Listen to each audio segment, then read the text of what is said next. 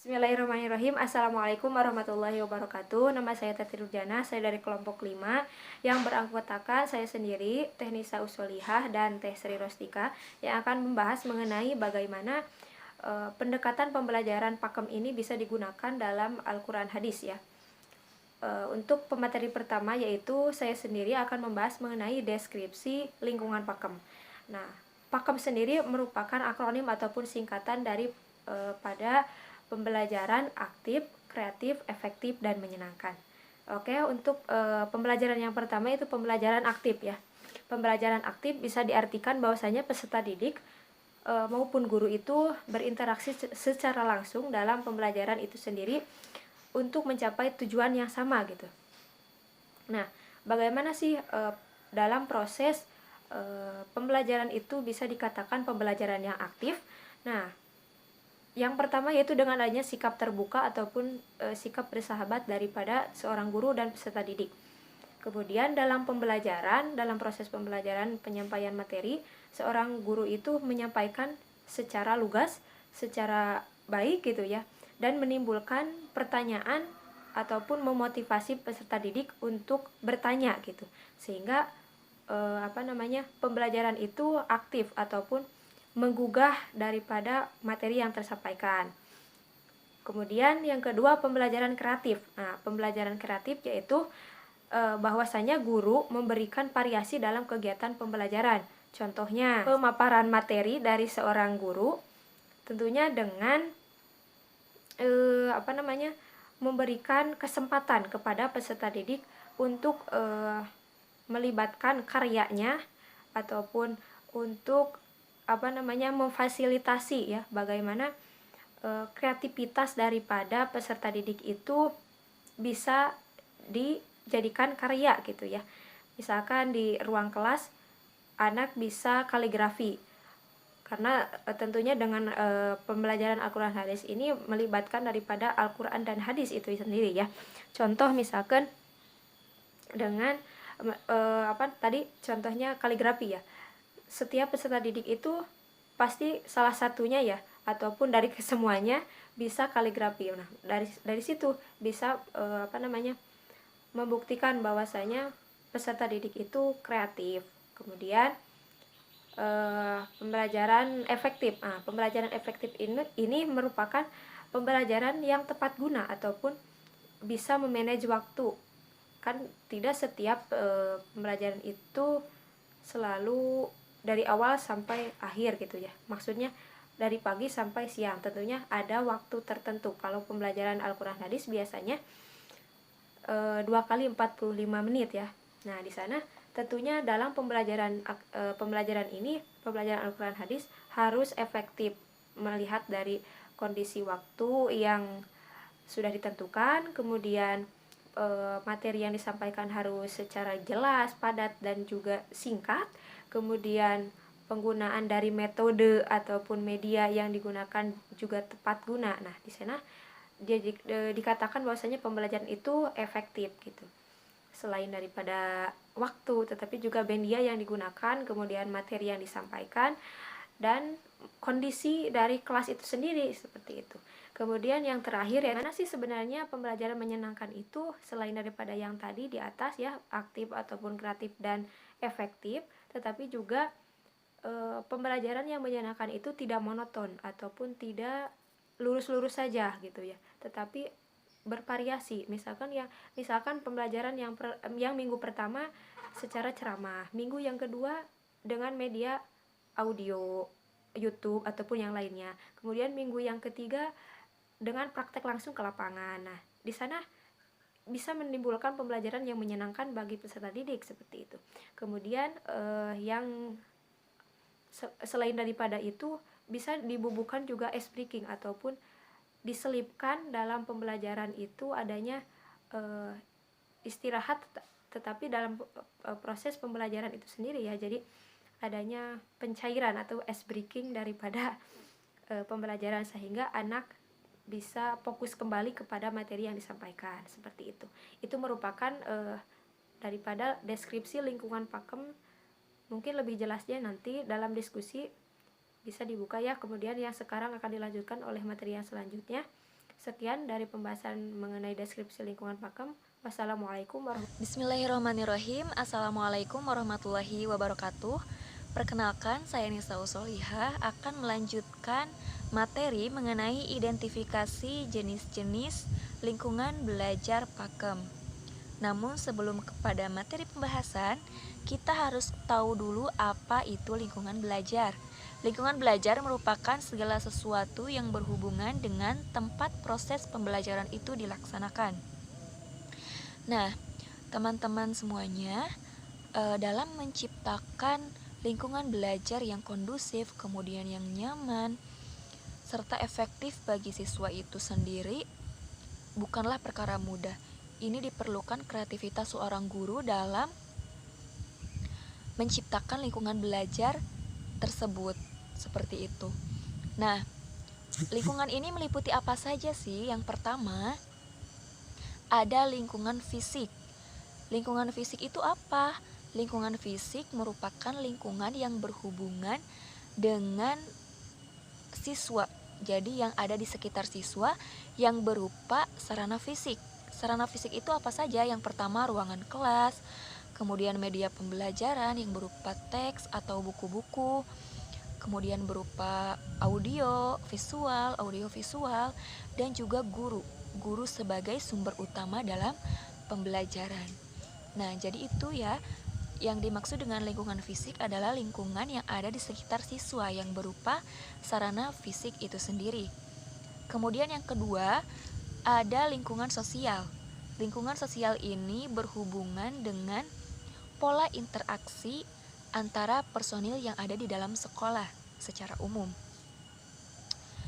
Nah, diharapkan dengan adanya lingkungan sosial ini mampu menjalin keakraban antara personil yang ada di dalamnya, yaitu antara guru dengan murid. Seperti itu, teman-teman. Jadi, lingkungan sosial itu merupakan proses interaksi antara personil yang ada di dalam sekolah tersebut, seperti itu. Nah, mungkin itu adalah jenis-jenis daripada lingkungan belajar pakem. Yang pertama ada lingkungan fisik, dan yang kedua ada lingkungan sosial. Cukup sekian yang dapat saya sampaikan. Mohon maaf karena masih banyak kekurangan. Terima kasih. Wassalamualaikum warahmatullahi wabarakatuh. Bismillahirrahmanirrahim. Assalamualaikum warahmatullahi wabarakatuh. Nama saya Sri Rustika. Di sini saya akan melanjutkan pembahasan mengenai implementasi pembelajaran aktif, kreatif, efektif, dan menyenangkan di dalam pembelajaran Al-Quran Hadis. Nah, yang betul-betul kita ketahui, guru itu sebagai sentral pendidikan gitu ya, dan peran guru di dalam pembelajaran Al-Quran Hadis dengan menggunakan metode pakem ini, dengan menggunakan metode pembelajaran aktif, kreatif, efektif, dan menyenangkan, itu sebagai apa? Sebagai pembimbing dan fasilitator.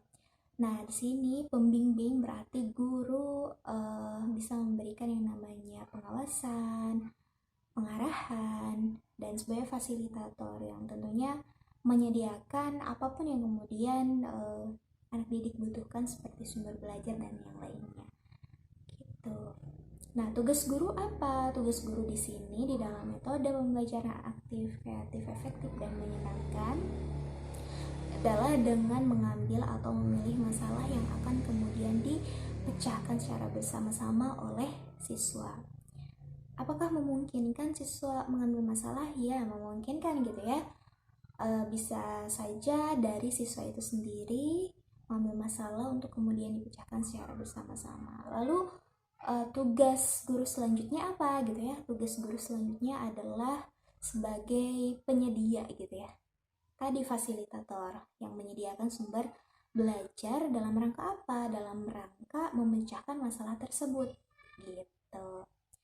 Jadi memang di sini bukan hanya mengambil atau memilih masalah gitu ya, tetapi menyediakan sumber belajar dalam rangka memecahkan masalah yang kemudian dihadapi oleh siswa gitu. Nah, tetapi melakukan bimbingan dan pengawasan oleh guru itu tidak boleh adanya intervensi gitu ya, atau apa yang dilakukan oleh guru itu lebih dominan, tapi harus dikurangi di sini karena memang esensi dari metode pakem itu ya bagaimana siswa aktif, kreatif, efektif, dan menyenangkan gitu. Lalu walaupun pada praktiknya metode pembelajaran pakem itu sangat beragam gitu ya, mau menggunakan praktik yang seperti apa ya terserah gitu ya, tapi yang akan saya sampaikan di sini itu adalah pembelajaran dengan pakem ini memiliki 5 komponen gitu ya, tapi tergantung tergantung situasi dan kondisi lingkungan sekolah itu sendiri gitu ya. Maksud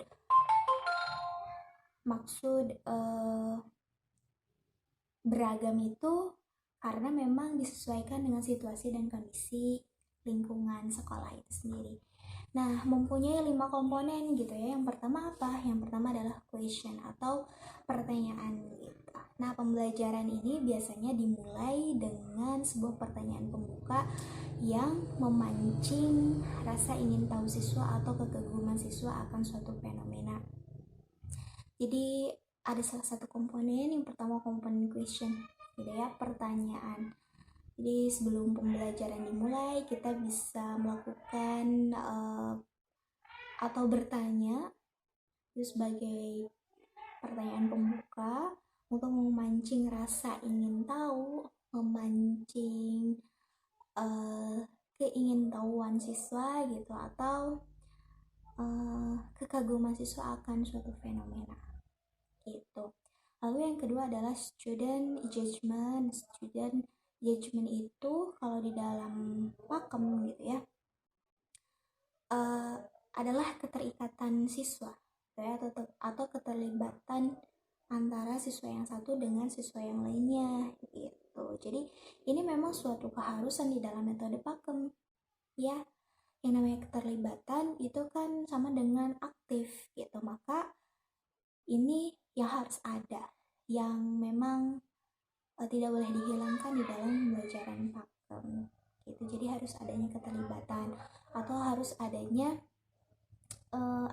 keterikatan antara siswa gitu ya. Itu bisa dilakukan dengan berbagai cara gitu ya, apakah itu dengan berpasang-pasangan gitu ya, atau bisa dilakukan dengan cara berkelompok gitu. Nah, lalu yang ketiga adalah cooperative interaction. Cooperative interaction itu apa? Interaksi yang di dalamnya ya adanya kerjasama gitu ya, tidak menghilangkan kerjasama itu sendiri karena memang tadi adanya di dalam metode pakem ini pembelajaran yang aktif, pembelajaran yang efektif seperti itu.